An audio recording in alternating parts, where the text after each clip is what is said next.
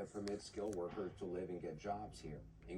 She pushed back, arguing those visas keep American paychecks down.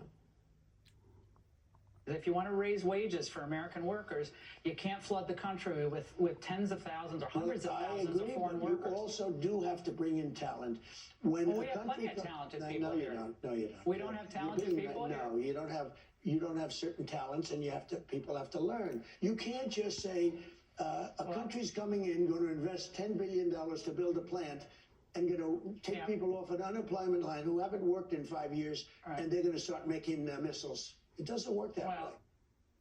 Republican Congresswoman Marjorie Taylor Greene, normally a Trump ally, shot back in a post on X. I believe in the American people. I'm one of you. I believe you are good, talented, creative, intelligent, hardworking, want to achieve. I'm solidly against you being replaced by foreign labor like with H-1Bs. Other supporters accuse the president of hating America, being out of touch with workers, appeasing special interests. I want to talk about with David Urban, a former Trump campaign advisor and senior political commentator, Anna Navarro. Of why she's stepping down. She said, quote, I have too much self-respect and dignity, love my family way too much, and do not want my sweet district to have to endure a hurtful and hateful primary against me by the president we all fought for. CNN's Camila DeChalis joins us now. Camila, tell us more about what we're learning in the fallout.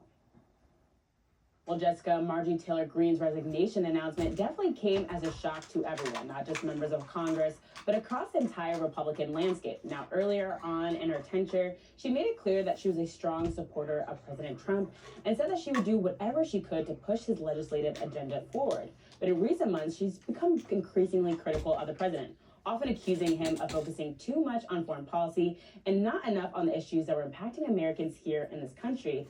And she also did not shy away from criticizing her own party. Even during the government shutdown, she was openly critical of the House Speaker, Mike Johnson, saying that he needed to do more to address the growing healthcare crisis in this country. And it's also pretty notable that she, even though she's considered a polarizing figure on Capitol Hill, during these last few weeks, she also took part in a big bipartisan push to release all the Jeffrey Epstein files. Now, that did not go real well with President Trump. On his end, he did not hold back on criticizing her, and he went as far as calling her a traitor. And even earlier today, when reporters asked him about her, he called her a nice person, but ultimately said that he would still trying to support another person to challenge her in the primaries.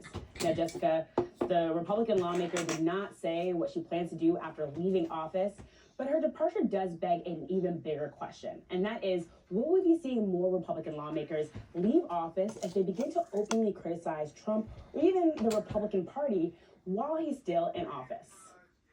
All right, Camila DeChalis, thanks so much for that. And still ahead, it's being called a charm offensive. Why New Yorkers say they're glad Mayor-elect Zoran